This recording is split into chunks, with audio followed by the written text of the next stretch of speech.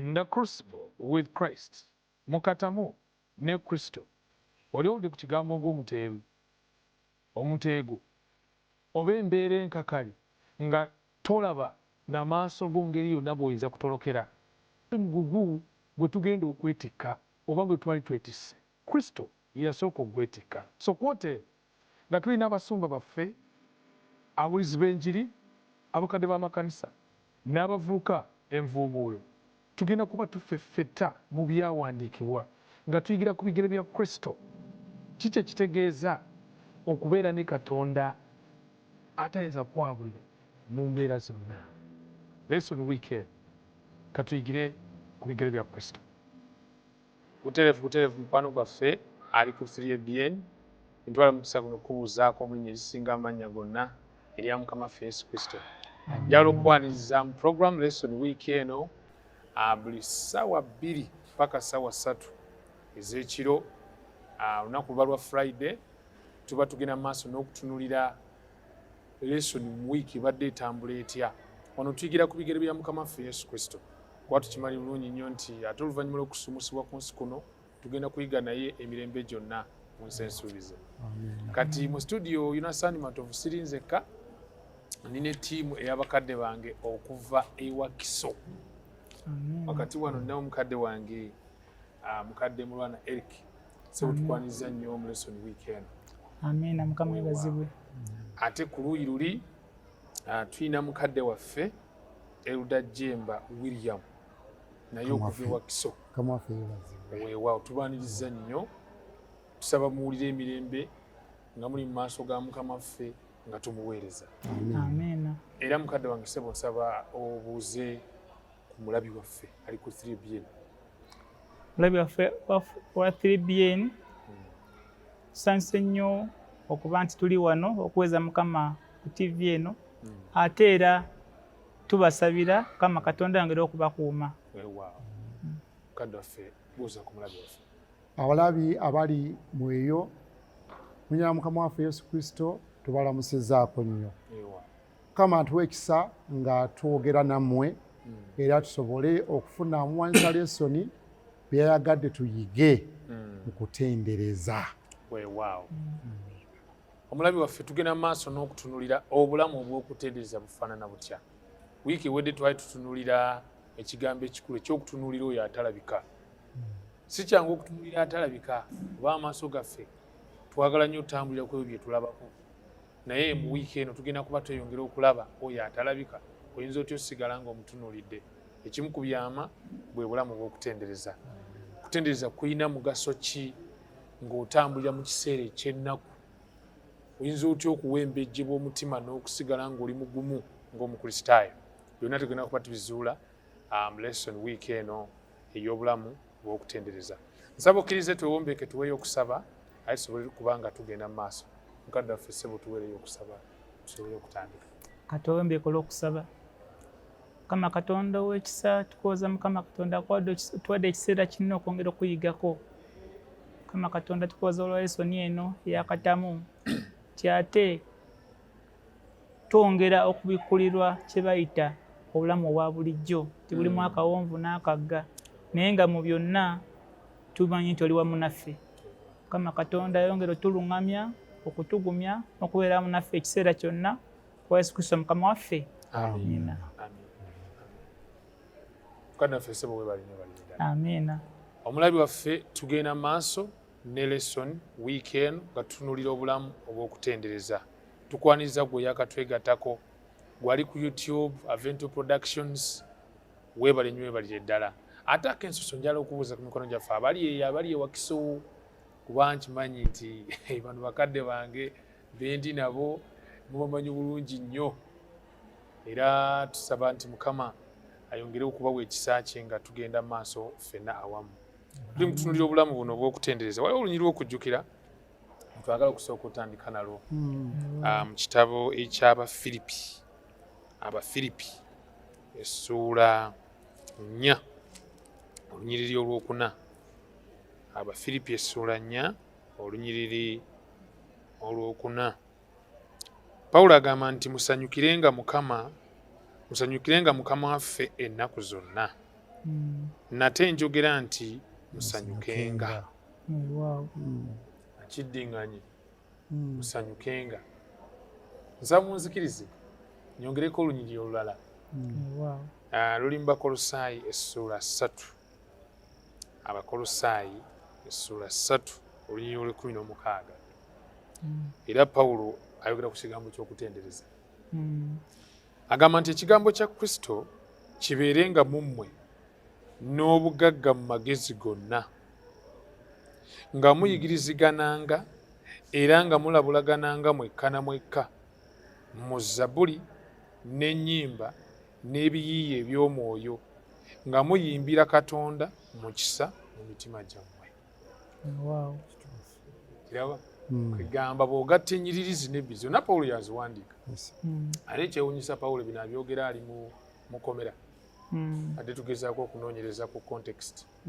Awandiika ebbaluwa eno y'Abafiripi ng'ali mu kkomera n'abajjukira abantu bange abo n'aga musanyukenga ng'ali mu kkomera. Ebigambo olabira ddala ng'ebigambo abiwandiika alina obuyinza abiwandiike. Kale n'agattako n'ebigambo bino eby'okuyimba. Waliwo oluyimba olutuwoomera ennyo nga nalyoka nenkola ntya? Nenkusenga ggwe. Nenkusenga ggwe. Lugenda lutya? Nalyoka nenkusenga ggwe omulokozi Katonda, kyenvudde nsanyuka nnyini nenjatula bwe nsanyuse. Nsanyuse Yesu yannazaako ebibi, yanjagaza by'ayagala, ansanyuse ennaku zonna. Nsanyuse Yesu yannazaako ebibi. Amina. Weewaawo. Kwegamba tuli ku bulamu bw'okutendereza. Tugenda okuba nga tutunuulira. Okutendereza kuno kutera nnyo okutwanguyira ng'embeera y'akaserengeto. Kituufu. Naye kiba kitya mu kiseera nga embeera ekalubyemu, ng'embeera nkakali, Zungu kyayita difficult circumstances. Mulabi waffe ayagala kwongera naye kumanya kisoboka. Yo kiba kisoboka kitya okutendereza Katonda mu kiseera ekikalu. Katonda nnyo musobola okugabanako naffe akawungeezi wakalabya aka Ssabbiiti. Kyoga nti twandikireseeyo. Ekituufu kiri nti waliwo ebintu ebimu nga bibadde byangu okwogerako kuba mu bulamu bwaffe obwa bulijjo, nti wofuna essanyu, ofunye ebirungi, kyangu okwebaza Katonda. Naye ng'ebizibu bizze, oluusi kikalubamu ne kikunyigiriza, oluusi n'olowooza Katonda anvuddemu, Katonda neerabidde. Naye ekirungi kya lesoni eno yayongedde okutujjukiza nti newankubadde ebintu tebitambula nga bwe tusuubira, tugende maaso n'okutendereza Katonda. Ekigambo okutendereza, praise. Ekigambo okujaguza, rejoice. Mu kutendereza mulimu okujaguza, mulimu okuyimba. Emmeme nga bagamba nti ekubye amayebe. Nga muli owulira osanyuse, mulimu okugulumiza Katonda. Omuwandiisi wa lesoni agamba nti nga kyakusoomooza omuntu afiiriddwako omuntu we okubeera mu mutima ng'asanyuse, nga mulwadde oba oluusi ogudde kabenje n'amagulu bagatemyeku, oli mu bulumi obw'ekitalo, essanyu livaawa? Otendereza otya? Osanyuka otya? Osobola okugulumiza Katonda mu mbeera efaanana bw'etyo? Omuwandiisi Olesoni yabadde ayagala ffe abasoma n'abawuliriza tukitegeere nti okutendereza Katonda tekuteeka kwesigama kwebyo ebitwetoolodde.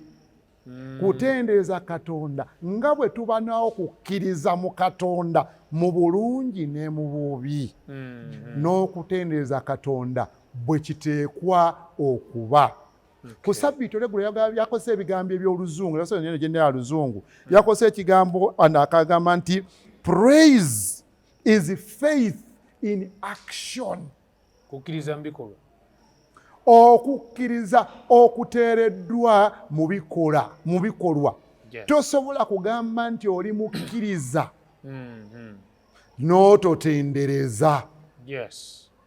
Oba mbeera nnungi obeera mbeera mbi, abakwetoolodde abatateegera kukkiriza bayinza n'okugamba nti oyo ali ku ki, afiiriddwa ate n'ayimba. Naye ali mu kuyimba ennyimba za Kristo. Ng'ate abwagulumiza Katonda. Ate nga ye mukungubazi asooka. Kisoomooza. Naye omuwandiisi Yesu yayagadde tukitegeere bulungi nti ekigambo kutendereza kitundu ku kukkiriza kwaffe mu bulungi ne mu bubi. Tweyanzanye mukadde waffe, tweyanzanye ssebo, tweyanzege. Kwegamba kisoboka okutendereza Katonda mu mbeera enzibu. Kituufu. Ate kya mugaso nga bwe tugenda okweyongera okuzuula. Kituufu. Omanyi waliwo ekibuuzo awo kye babuuzizza bwansinsi lesoni ennaku zino erina ebirungo byeyongeddemu byenjagala ennyo. Kigambye nti ate nsoma nongaga nti ogenzi nogera what is praise? Okutendereza kiki? Ekyokubiri, how could praise be such a powerful spiritual weapon in difficult circumstances? Kwegamba okutendereza kuyinza kutya okubeera ekyokulwanyisa nnamige mu mbeera enkakali. Kituufu. Ekyo nkyesunze okweyongera okizuulako ebisingawo. Yakyogeddeko nnyo mu lesoni muno. Kwegamba omuntu abeereyo nga tetuli wano mugezaako baguza kintu kyakubeera nga kugezaako kukola kintu nti wayi kamale gakola, naye kirimu emigaso miyitirivu nga bwe tunayongera okuzuula. Katugende ku Sande tulabe embeera ez'okutendererezaamu. A framework for praise. Mbeera mu kutenderereza. Kadde tuyambe kaawo. Weewaawo Kamaafi ebazibwe. Wano eno baatuwadde ekyokoleko ky'omusajja omu Omurasha eyali mu kkomera ng'asaliddwa ekibonerezo kya kuttibwa. Naye oluvannyuma batulaga nti ekibonerezo kyakyusibwa ne bamusiba busibi ekiseera mu kkomera. Naye ate kuba yali yeeraliikiridde. Naye wano eno batugamba nti yayogerako ebyo yalaba mu kkomera. Yawandiika nti kkiriza okutuusa enkomerero. Abantu bonna ne bwe bakuvaako bw'okyatendereza Katonda newankubadde ng'oli otya omu. Pawulo baatulaze nti awandiika ebigambo bino ng'ali naye mu kkomera. Kitegeeza omuntu ali mu kkomera kyewuunyisa okuba nga tiyazaamu abalala maki? Amaanyi. Tibannange newankubadde si birungi mukole eki? Mutendereze. Batuwedde onyuyo olusooka ndowooza lutusomere olw'Abafiripi nnya lwetusomedde. Bafiripi nnya olwokuna lugamba nti musanyukirenga Mukama waffe ennaku zonna. Nate njogera nti musanyukenga. Weewaawo ndowooza balesaana n'olwomukaaga olwetusomere. Olw'omukaaga lugamba nti temweraliikiriranga kigambo kyonna kyonna, naye mu kigambo kyonna mu kusabanga n'okwegayiriranga awamu n'okwebazanga bye mwagala bitegeezebwenga eri Katonda. Weewaawo embeera kebe ng'ekutabuseeko etya, olina okuwa ekisa ekyokutendereza Katonda ng'oddukira wa Katonda, so si gwe kugamba nti oba kansaleko amagezi oba ki, wiba bitabuse batugambye wano kola ki? Tugende tutendereze Katonda. Katonda yalina solution. Weewaawo mukadde wange tuli ku mbeera ez'okutendereza framework. Nti omwana yayagazaako okukiriraanya okukkiriza. Sabiti yago twalaba nti okukkiriza kinyonyeza ebisuubibwa ebisuubizo kyekitegeeza ddala ebigambo ebitakola ki ebitalabika nti okukkiriza kwaffe waliwo we kusimba kusimbira ddala mu Katonda yennyini. Bino embeera ezijja ez'essanyu oba ez'ennaku teziteekwa kukosa kukkiriza kwaffe. Kakati embeera eyo yennyini gyekwata era ne kukutendereza. Okutendereza mulimu okugulumiza Katonda, mulimu okulaga nti omwesiga, mulimu okuyimba, mulimu okusitula ebirowoozo byaffe okutwala Katonda nga ow'omuwendo. Kakati ebyo tebisaanidde kwesigamizibwa ku bitootoolodde nti leero nsanyuse kanneesige Katonda kamugulumize kubanga ndi mu ssanyu. Ti olwaleero ndi mu nnaku n'olwekyo Katonda dda wali wiiki eno omwezi guno nfunye ebizibu sijja kukwesiga. Okutendereza kuteekwa kubaawo bulijjo kubanga Katonda waffe abeerawo bulijjo. Tuteekwa okumugulumiza, tuteekwa okumuyimbako, tuteekwa okulaga nti w'amaanyi akola ku nsonga zaffe buli lunaku, obanga tuli mu ssanyu obanga tuli mu mbeera esoomooza. Era katujjukire nti tuyinza okulaba nti embeera esoomooza. Amanyi wano Buganda tugamba nti nno eyali afudde bw'olemala ate ogamba nti Katonda mubi. Oyinza okulaba ng'embeera ekunyiza ennyo naye ng'ate Katonda n'ekibi ekisinga ekyo kyandibadde kisobola okujja naye Katonda n'akikola ki? N'akiziyiza. Kyetuva tugamba nti Mukama waffe yeebazibwe. Newankubadde nga ngudde kabenje n'amagulu ne bagatemako oba oli awo nandifudde. Newankubadde nga embeera enyigirizibwa sifunye kyakulya naye oba oli awo ate ekibi kyalibadde kisingawoko. Kyetuva tugamba nti tutendereze Katonda mu bulungi ne mu bubi. Tweyanza nnyo mukadde. Mwebale nnyo bakadde bange. Kwegamba munzijukiza omusajja ayitibwa Yobu. Amaze omutegeeza nti ennimiro yo, abaana bo, obugagga bw'ebisolo byonna biweddewo. Ko yeetya erinnya lya Mukama yeebazibwe. Kintu oli bw'aba atunudde mu ndowooza yaffe ey'abantu alabanga omusajja atalina pulaani ziwera. Oyinza otya otendereza nga faamu zonna bazikumyeko omuliro. Mazima nga ente zibadde zikuwa amata ebidomola 1000 mu lunaku lumu zonna zigenze. Oyinza otya otendereza naye omusajja yaga nti erinnya lya Mukama ffe lyebazibwe. Kiri kitya gy'oli omukwano gwaffe atulaba? Erinnya lya Mukama ffe lyebazibwe nga bamaze okugoba ku mulimu. Twala kweyongerayo. Era sseba awali okusoomooza kwaffe ng'Abakristaayo tutunula kumpi n'otunuulira omulimu guno. Naye nga ye Katonda alaba ekiri emabega w'omulimu oba ekisinga omuki omulimu. Gwe n'otunuulira mukadde woono bonna bonna obwesige n'obuteeka mu mukadde wo. Naye nga ye Katonda alina pulaani esinga obunene esukka ku mukadde wo. Kakati bino embeera enzibu wejja n'oggwamu amaanyi. Emmeme n'ekentererwa n'oyagala n'okubivaamu. Abamu ne bavuna ne mu kukkiriza olw'embeera ekoze eki. Naye tulina okulaba Katonda. Framework for praise.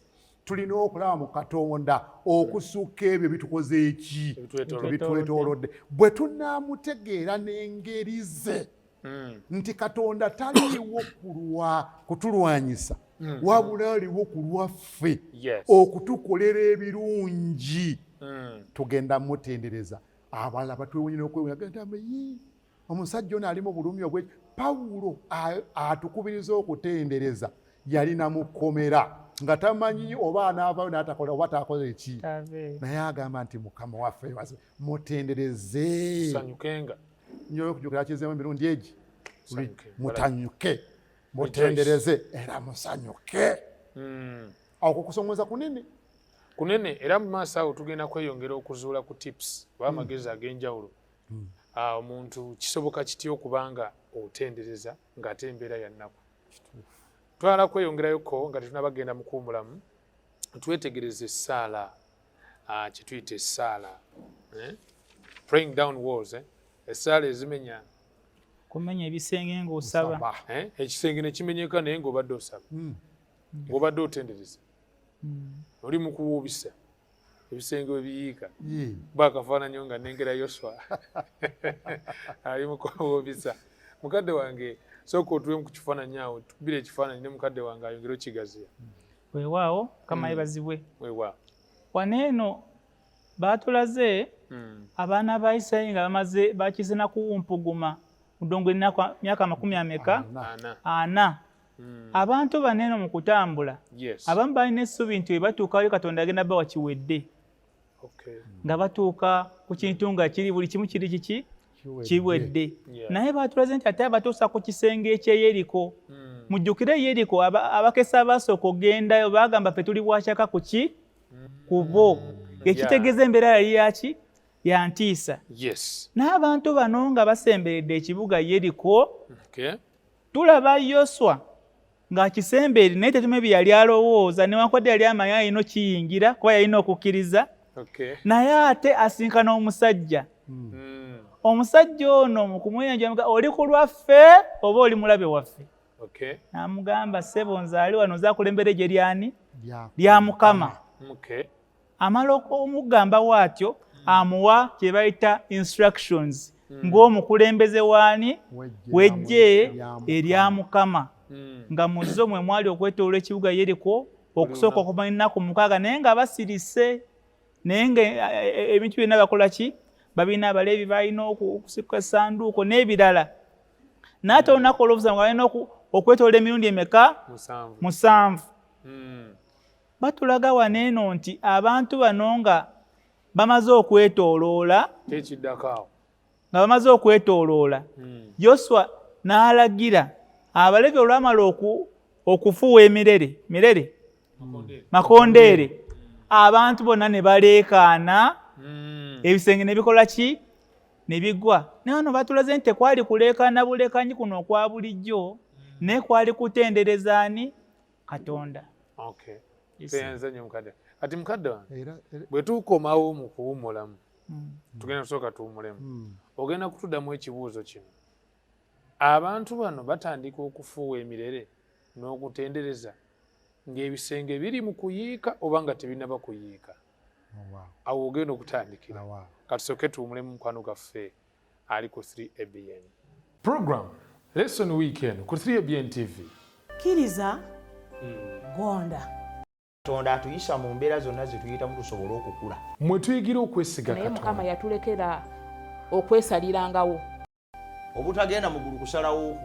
Emirembe, essanyu wakati mu seeta. Sisinkano ne Mukama bw'oba onaava mu kubeera supplanter obeere Israel the blessed.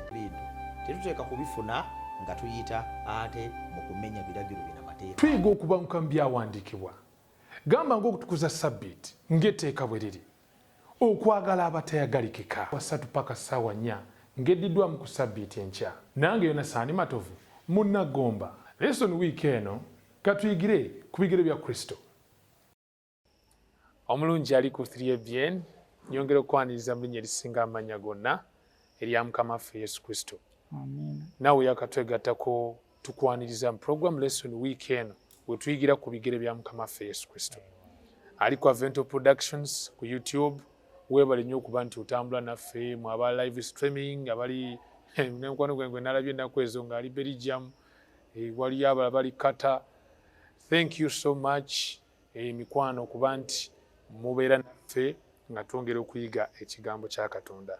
Tukyagenda mu maaso n'okutunulira obulamu obw'okutendereza wakati mu mbeera zonna oba za ssanyu oba za nnaku ng'osigala otendereza wetuwuuzikiwe tuwummuliddemu nga tulina ekibuuzo kigamba nti abasajja bano abaali bali mu kutendereza nga bamaze okwetoolola ekibuga Yeriko batendereza ebisenge biri mu kuyiika, bimaze okuyiika, bitandise okuyiika oba nga tebindaba kutandika kuyiika. Sebo neyanze olw'ekibuuzo ekyo. Mukadde wange. Baali under instruction. Okwetooloola ekisenge ekiriwo. Yes. Nga waliyo abalwanyi nga be bakulembedde. Sanduuko ya Mukama nga yediridde n'abantu abalala nga bakoze eki ne beetooloola ng'ebisenge bikyaliwo. N'esseminti waabyo nga bigumu era nga n'abali munda tebafaayo. Nga babatunulira beeteekabeeteka nga bamanyi nti bano banaabirinya batya, banaabakola ki? balaba babuuseeko. Ekumala ennaku 6 nga beetooloola ne baddayo mu lusiisira. Olunaku olw'omusanvu beetoolera emirundi 6 naye ng'ekisenge kikyayimiridde. Omulundi ogw'omusanvu Yoswa wamala okuwa oda ti amakondeere okuvuga amakondeere okuvuga abantu bonna ne baleka. Baatugambye nti okulekana kuno kwali kukola ki? Kutendereza. Olwo ne biryoka bikola ki? Ekitegeeza nti ng'abakkiriza tulina ebisenge, tulina okusoomooza okunene okw'enjawulo okutukola ki? Okutulekera. Bwe tusaba Katonda mu kutendereza tulina na kwebaza. Naye nga ebisoomooza birina kukola ki? Kuvaawo. Bw'obanga olumu enjala, saba Katonda nti agenda kukuwa ekyokulya era okkirize nti ekyokulya kijja, n'okwebaza kole ki? Weebaze. Ekyo kye kiri emabega w'okutendereza. Omweso Ensoni yakitute ku leva endala. N'atugamba nti Katonda bw'abanga agenda anaatera okukola ebinene mu bulamu bwaffe, tatutwala wagonda, atutwala ku bisenge, ekisenge ekya Yeriko. N'oba nga naye mu bulamu bwo oli ku kisenge. Nga Katonda anaatera okukolera ekinene. Osooka kukufiirwa mulimu. Mukama wo n'akugoba nga n'ensonga si nnambulukufu. Nga naawe okyebuuza ddala bavudde ku ki? Mukama nga anaakukolera ekinene, aleeta embeera erabika nti nzibu ddala. Yagambye wano omuwandiisi ya lesoni alina ensonga ennene. Ayagala akulage nti gwe tolina maanyi mu ggwe agasobola okuwangula embeera. Ayagala akulage nti awataliye tolina kyosobola kukola. Kye yali ayigiriza abaana ba Isirayiri bali. Era ebisenge byagwa si lwakubanga nti byali biweddemu obugumu. Ekyabimenya maanyi aga Katonda, naye nga gajja olw'okutendereza. Okwoleka okukkiriza mu mitima. Kubanga twagambye nti okutendereza mulimu okugulumiza Katonda, mulimu okwesiga Katonda, mulimu okulaba nga Katonda afaayo gy'oli. Bwe tubanga tutuuse mu mbeera enzibu, katwesige Katonda nti atutuusizaawo era alina obusobozi obutuvuunusa we tutuuse. Kwegamba essaala zino kwe kusaba kuno okumenya ebisenge. Yesu yagamba nti bwe musaba mukkirize nti muweereddwa era mujja kufuna. Nti era mufunye. Nti muli bifuna. Nti mufunye. Nti muli bifuna era mufunye. sokoleke soka tusomolunyi olwomukadde Hey. tulunyweze Mark essula 11 11 olunyiriri 24 Yesu Kristo alina kyayogerawo nyoya kunyweza kigambo ky'oyogedde mukadde Mark 11 olunyiriri 24 lugamba nti kyenva mbagamba nti ebigambo byonna bye musaba n'okwegayirira mukkirize nga mubiweereddwa era muli bifuna. Amen. Twalagenda kati ku Tuesday tulabe kye tuyita a life of praise. Omusajja bw'aba akozesa Olungereza bwe lutyo simanyi mu Luganda yavunudde atya. A life of praise. Obulamu bw'okutendereza. Obulamu bw'okutendereza. A life of praise. Olyaga nti kwegamba buno si bulamu bwonna naye bwanjawulo. There is a kind of life. Kika kya bulamu nga bw'obutendereza. Wow. Tukifunzeemu ekyo dakiika 2 ne mukadde wa 2. Wow. Ekigambo ekyo a life of praise. Obulamu obw'okutendereza. Weebale ssebo. Njagala kana kantu kasome. Kaga nti okutendereza Katonda kuyinza obutaba kitundu ku bulamu bwaffe ne mu mbeera ennungi. Bwe kityo bwe kisinga okyenkanawa okuba ekizibu okukola mu biseera ebizibu. Kyokka ekyo bwe kiyitibwa okukola. Okutendereza kintu ekigwana okwemanyiizibwa okutuusa lwe kikyusa okuva mu kikolwa ekikolebwa mu kiseera guno ne kifuuka embeera mwe tuli etwetoolodde. Okutendereza tegwana kubeera kikolwa bukolwa naye embeera y'obuki y'obulamu. Nga bwe bulamu. Kankwe ekyokulabirako. Ku Saturday sirowooza mirimu. Ko kyafuuka kitundu ku bulamu bwange. Saturday genda ku kyaki kusinza Katonda. Sirina pressure yonna. So n'obulamu bw'omukristaayo bantu bati bamala kusunyako waayi kikola ki sanyukako tendereza newankubadde ebiri bitya ne kitugwanidde okubeera nga kitundu ku bulamu bwaffe nga tetuli bakusunako ng'omukristaayo nga byonna ebizoba ki kati nze nina obulamu ntera okubeera ebiseera ebisinga nnyimba sigenderedde obeera oluusi okola mirimu gyo ogenda okola sina mutima genda okola otandise okuyimba lumu mba ndine ku mulimu kasitoma ndi mumukolera ne ntandika okuyimba okutendeza oli mu advent neŋŋaaye kumbe naye mu advent emboozi netandikiraawo. So obulamu obw'okutendereza kyandibadde kitundu ku bulamu bwaffe nga y'empisa yaffe. Kiina engeri gye kyongera okuwembejja emyoyo gyaffe. Ye mukadde wange. Okutendereza wano mu katundu kano tekugwa bugwi ng'enkuba etonnye ku 3 n'ekya ku 6 n'eddamu omwezi ogujja awamu tuwamala n'emyezi ebiri nga tekola ki nga n'enkuba tekoze eki tetonnye emyezi 3 eri ewaffe bukoma nsimbi baatugambye wano nti okutendereza kiteekwa kuba mu bulamu bwaffe bw'obwa buli lunaku. Naye omwensosoni yabadde atugamba nti kino tekigwa bugwi.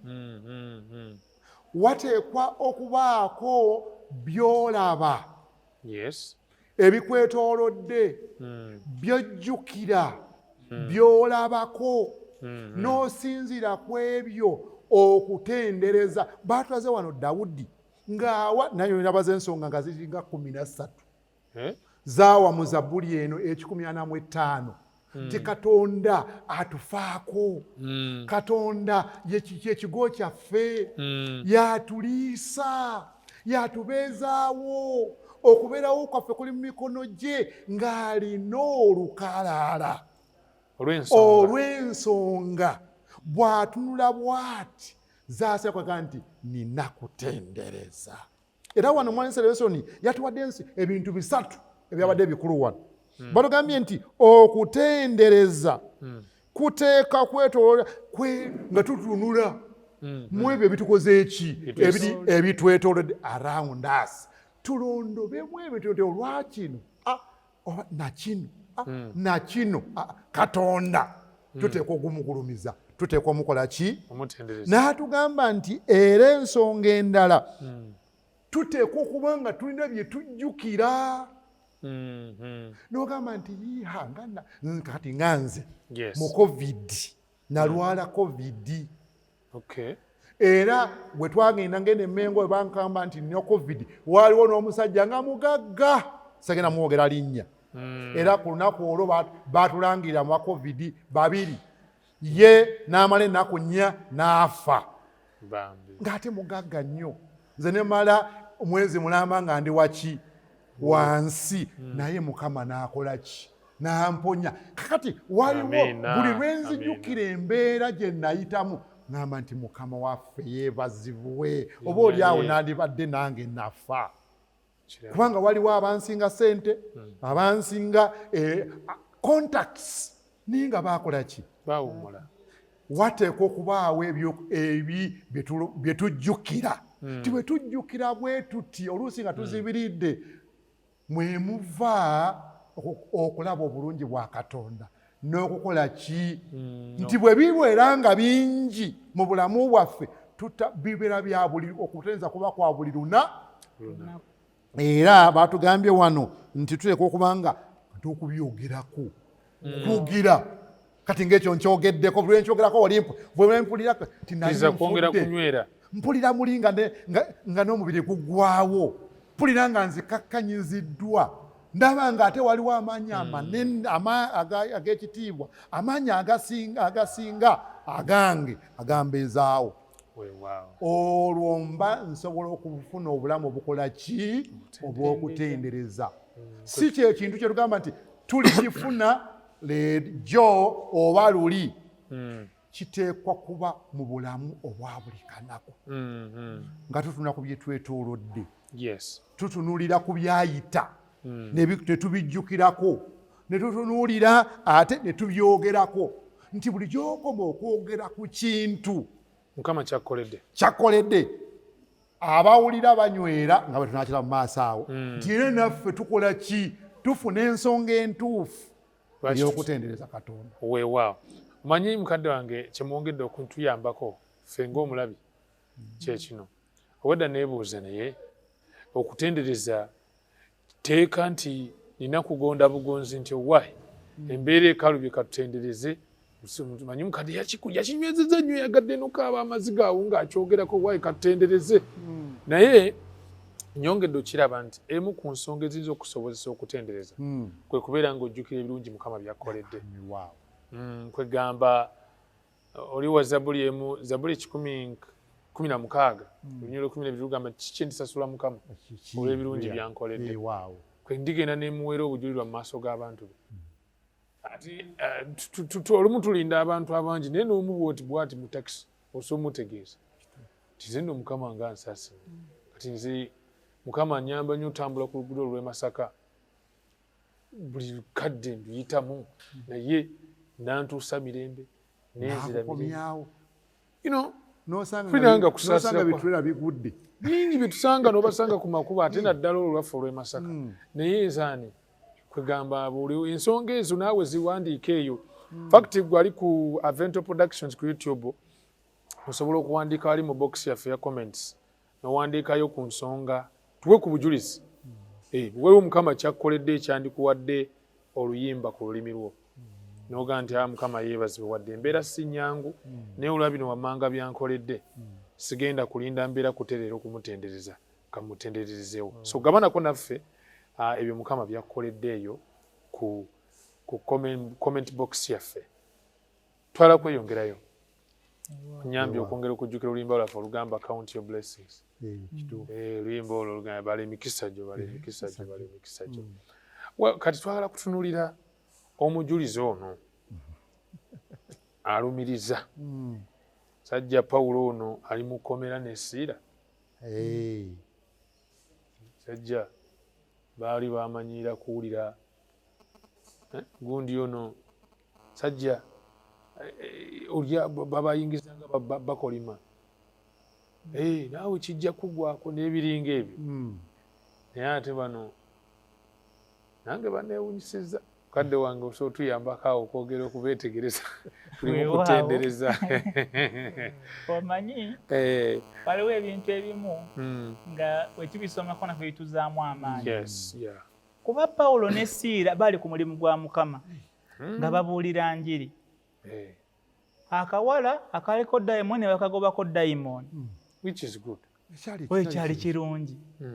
N'olwokuba bano community abantu obwogiyambye olw'okuba bano abantu biri mu bikola by'abatone esibiri 16 kutandika kula 16 okweyongerayo wasangibwa ebigambo bino nti ng'abamaze okugoba dayimooni kawala kano tulaba abantu abaali bakakoze okafunamu ssente nga banyiiga andi business eyiika bakwata Pawulo ne Siira babakuba emiggo naye nga tebana kye bakoze emizibu nno emizibu bamala bakuba emiggo babasuula mu kkomera bagamba okulera okumera nti basibe omanyi okubeera mu kkomera nga nina amagulu masibe n'emikono misibe ate nga bataddeko security y'amaanyi batugambye wano nti nga mu kkomera gye bali tewali wadde abayiwako kutufuta ku biwundu byabwe okulaba nga bakola ki bawona ne mu mbeera eyo nga bali mu kkomera tulaba nti batandika okusaba n'okutendereza Katonda goli mutukuvu n'ennyimba endala nnyingi naye mu mbeera eyo newankubadde bali mu mbeera eyo batulaze nti we baasaba n'okutendereza Katonda n'abasibe babawulira nga bakola ki nga batendereza musise ow'amaanyi n'okuyuguma okunyi ne kujja ne kuyugumya enzigi z'ekkomera enzigi ne zikola ki ne zeggula enzigi zimala okweggula ono yali akulira abasirikale oba yali akuuma abasibe n'alowooza abasibe bakoze eki badduse n'agamba awanyi waawo naye kanfiire wano sijja kulinda kola ki kunziita enkeera naye Pawulo n'amugamba ssebo teweekola kabi tukyaliwo tetulina gye tukoze eki gye tulaze batulaze ano nti mu kujugumira okungi omusirikale weewunya omusirikale ng'egyavuna maaso g'abasibe n'abagamba nti kweganga yena akola ki akankana yeewuunya naye omusirikale ono yabuuza ekibuuzo ekisinga obukulu buli muntu kiyandyebuuzizza kinneetaagisa ki okulokolebwa nkole ki namugamba kkiriza Mukama waffe era okole ki obatizibwe era n'ennyumba yo amawulire amalungi gali nti ennyumba y'ono yalokolebwa olwabya ebyatuuka ku baani ku Pawulo mukadde wange abantu awo katwongere n'okusomawo I think line esembayo kati nnyo okwongera oginyikiza bikola Timotheo essula 16 tugenda kuva ku lunyiriri lwa 30 n'abafulumya ebweru n'agamba nti bassebo kimuwanidde kukola ntya okulokolebwa Pawulo n'ayanukula namugamba nti kkiriza Mukama waffe Yesu onoolokoka ggwe n'ennyumba yo ne bamuwulira ekigambo kya Mukama waffe ne bonna abaali mu nnyumba ye n'abatwala mu kiseera ekyo ekiro n'abanaaza emiggo n'abatizibwa ye n'ennyumba ye yonna amangu ago amiina mukadde waffe yongereza okwo wano nalabyewo ensonga enkulu bbiri ensonga esooka Katonda waffe tazinduukirizibwa is not caught up by surprise nedda atwala abantu bano kubanga Katonda amanyi ebigenda okubaawo si weewaawo era yamanya nti bagenda kukubibwa n'okusa bakole ki naye akola bino bano bayite mu buzibu tuli mu butamu Yesu yafere ku butamu bayite mu buzibu olw'okugasa abalala omujulizi agenda olumiriza bali nze nabye nga nsonga nkulu nnyo okuyita mu bano omukulu w'ekkomera omukuumi n'ennyumba ye bakulokolebwe era wano baatubuuziza ekibuuzo nti who do you think could be influenced for God by a song of praise ensonga yange ey'okubiri nti bwe tutendereza Katonda wali tulabye nti ffe tufunamu Okay. omukatu tufunamu Awasoose. ngaffe awasoose Ku Tuesday. omwezi w'esina atwera ku mutenderero gwokubiri Nti n'abakwetoolodde. nti si ffe ffekka abafunamu mu kutendereza Yes. waliwo n'abalala abasobola okufunamu mu kutendereza kwaffe Kwegamba mu nsi muno waliwo abakutunuulidde. ne balaba oluyimba lw'oyimba engeri gy'otenderezaamu katonda N'embeera gy'olimu. n'embeera gy'olimu obulamu bwo mbu nabo ne bagamba nti twandyagadde okufaana omusajja ono Sajja Nabakyono. musajja Nabakyono bale bajja bagamba kubanga omukulu w'ekkomera yalaba nti banno balina ekyenjawulo kyabaga nange nkole ki Kitiibwa kyamuyitirirako. nange nkole ng'avunnamye ye yasooka n'okuba naazaako ku biki ku biwundu. Kadde n'abaddusa mu maka ge kiro nno tebana bye baamubuulira biri awo Okay. tebamusomera bayibuli okuva ku luberere paka ku kubikkulirwa asobola naye okutendereza kwabwe Kwe kwamuwangula. nti katonda n'alaba okutendereza kw'abantu musisi n'akola ki N'ayugumya ekkomera. okutendereza kwaffe kusobola okukyusa embeera yaffe n'ate n'ey'abantu abatakola ki Abatwetoolodde. abatwetoolodde eyabadde ensonga nze nkulu nnyo Kituufu. ffe tukole kyaffe Kutendereza. katonda yamanyi byayinza okukola okuva mu kutendereza kwaffe Weewaawo. Tweyanza nnyo mukadde we. Kwegamba olabira ddala nga omukristaayo alina obuvunaanyizibwa obw'okubeera nti osigala kw'oli mu mbeera zonna tovaako. Waliwo ebijja nga byagala kukuggyako. We wandibadde otendereza n'oyagala okambuwale. Smile Jesus loves you. Sigala ng'omwenya. Agaye banne Katonda ali mu control. Badde nzija mu motoka. Badde nzija mu kkubo nga nva e Masaka. Ne nsanga akapande. Kabadde mabega wa motoka nga kawandiiseko ekigambo relax. Jesus is in control. Nengamba nangwe. Singa mbadde ne kamera nenkakuba ekifaananyi nenkatwalira ku b'emikwano. Naye naka nkogedde. Kati ngerekese. Kwegamba abasajja bano mugezi ne batulagira ddala nga omukristaayo mulimu gwo okusigala ng'otendereza mu mbeera zonna kubanga mu ekyo Katonda ate yalina baali mu kwagala okulokola bw'otamanyi. Gwe Pawulo nasuubira nti yayimba awangule omukulu w'ekkomera naye ate ye mu kuyimba oli yawangula. Twebaza Mukama olw'ekyo. Twala kunzika n'ekyokulwanyisa kino. The weapon that conquers. Ekyokulwanyisa kino ekiwangula. Ekiri? Ekyokulwanyisa ekiwangula. Ekyokulwanyisa ekiwangula. Kyetwagala twetegereze bakadde bange tusobole okuba nga tuwunzika. Yes, mukadde. Twebaza Katonda. Yokuyiga kino ate nayongedde okukiyiga. Kabaka Yekosafaati baatulaze nti nno nga Abamowabu bamaze okumuzingiza ng'eggye eddene lirumbye Yuda.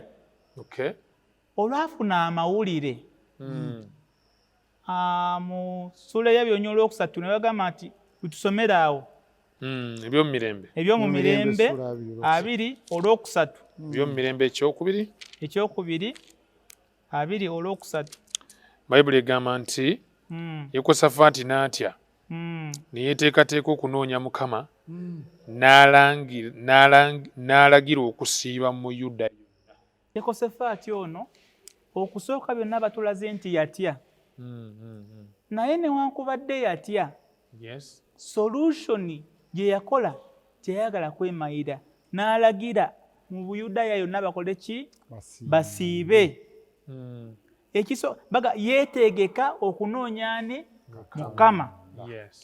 Naye mu kunoonya Mukama kuno tulaba nti ate Katonda mu kuyita mu nnabbi amuwa ekyokuddamu.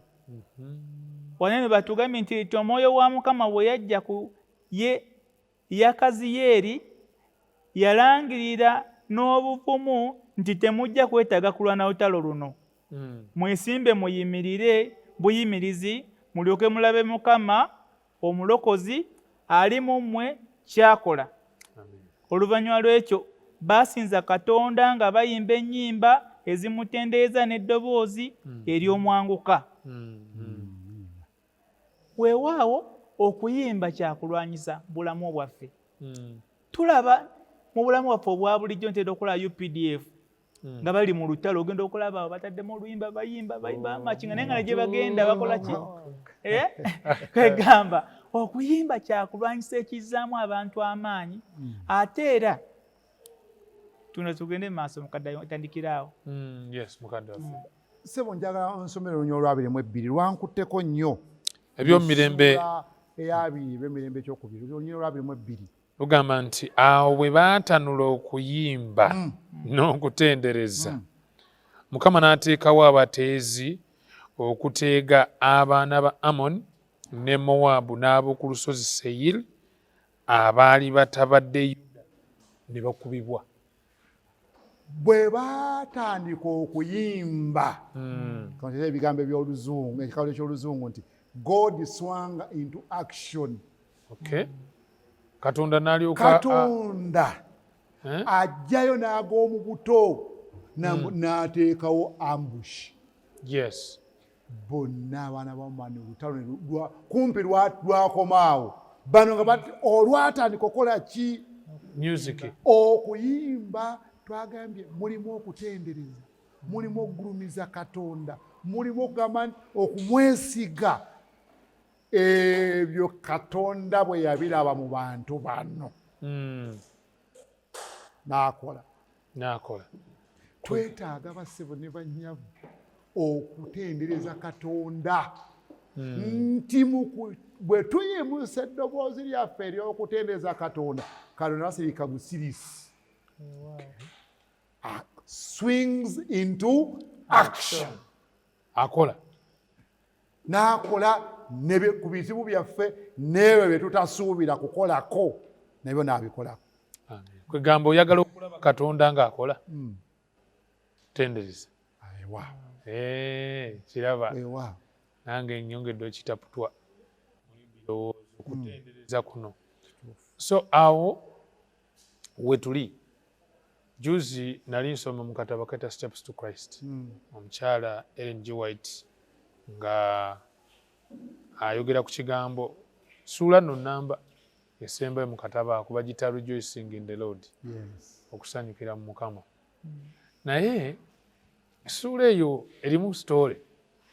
Ellen White yali mu Bulaayi eyo, omuwala n'ajja n'amugamba nti nina ebizibu n'abivuunuka ntya nga ffe wano kitwandise stress nga nsusseeko.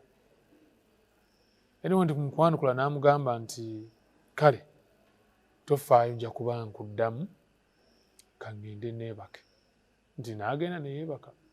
Bwe yeebaka n'aloota ng'ali mu nnimiro y'ebimuli n'omwana muwala ono nga naye mu nnimiro eyo mwali n'ennyini nnimiro nga banoga naye yaliyo.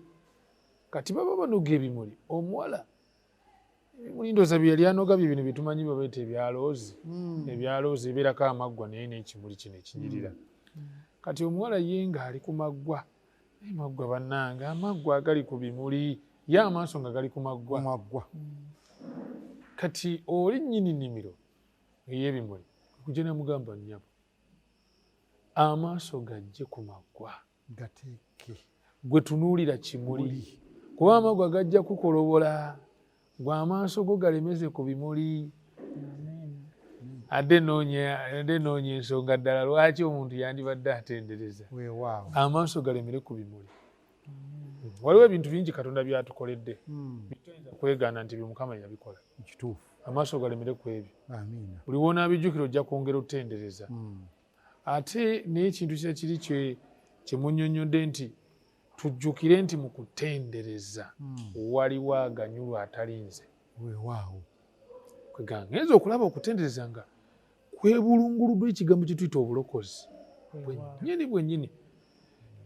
In fact bakadde bange kino kyendabye munda waliyo okukkiriza n'okwesiga Katonda. Kungulu akabonero akooleka okukkiriza okwo n'okwesiga Katonda kutendereza. Kabonero akalaga nti gundi weesiga Mukama era omwagala n'omutima gwo gwonna era nti tuli mwetegefu kumwegaana kwe kubeera nti mu mbeera ezizitowa nga nayo z'oyinza okuba nga oyitamu essaawa zino olulimi lunaasigala lumutendereza. Ate ekyo Mukama atukakasiza nti kisoboka. Tuwadde mu Bayibuli eby'abasajja ab'enjawulo. Pawulo kye yavaga nti olufulube luno lwe tulina olunyi lwe tuba tusembe olw'abajulizi abenkanaawo kasoma olunyiriri olwo tunzike mukadde waffe otuweereyo okusaba. Beebulaniya essula 12 olunyiriri olusooka agamba nti kale naffe bwe tulina olufu lw'abajulirwa olw'enkanaawo olutwetoolodde twambulenga buli ekizitowa n'ekibi ekyegatta naffe tuddukanenga n'okugumiikiriza okuwakana okuteekeddwa mu maaso gaffe. Naye ekyo kisoboka ng'omuntu atendesa ebirowoozo bye okubeera ng'atendereza Mukama. Count your blessings. Yes. Manye nti olwakino n'olwakino n'olwakino ebimu nga bitusuuseeko ebirala nga biri mu mbeera mwe tutwangaalira mwe twetoolodde tusobole okusitula erinnya lya Katonda. Mukadde tugule notebook bwe kyetaagisa ssebo n'owandiika n'ojjukira ti olwakino nakino nakino obanga yasobola okukola ku bino nakino akisobola. Mugamanyi naffe ndikuate agamba nti tetulina kutya olw'ebyo ebigenda ebijja okujja mu maaso okujja nga twerabidde gyatuyisiza engeri Mukama gy'abadde ajje ng'atukola ki ng'atukulemberamu. Katwesige Katonda tumutendereze muli mbeera yonna etwetoolodde etutuukako. Kale tuweereyo okusaba nga tuwunzika. Katusabe bassebo ne bannyabo abali abatulaba tukwetendereza tukuwa ekitiibwa ye Katonda kubanga oli mukulu. Gwe atusobozesezza okutegeera ensonga eno enkulu ey'okukutendereza. Oluusi tugwadde tuggwamu amaanyi olw'ebyo ebitwetoolodde ebitutuukako. Naye ayi Katonda oyagala amaaso gaffe gasukke ku ebyo tulaba tukwesige tulabe obulungi bwo tukutendereze. Amiina. Otuwa obulamu obw'okutendereza olw'obulungi bwaffe n'obulungi lw'abo abatwetoolodde mazima ku bwa Yesu Kristo Mukama waffe. Amiina. Omulungi mukwano gwaffe tukwebaza kubanga obadde naffe okuva gye twatandikidde paka we tuwunzikidde abali mu kamiti nga mumaliriza naddala mikono gyange ab'ewakiso njala okubaagaliza kamitingi ennungi mutandike omwaka omujja nga muzziddwa bujja nga mulina oluyimba olw'okutendereza. Ate n'emikono gyaffe abali ewalayo n'abadde ku YouTube naawe obadde mu ddiiro lyawo ku 3BN twagala obaagaliza sabbiiti ennungi. Mbadde ne bakadde bange mukadde Mulwana Eric awamu ne mukadde Jemba William. Kisa kya Yesu Kristo kyeyongere gye muli. Amiina.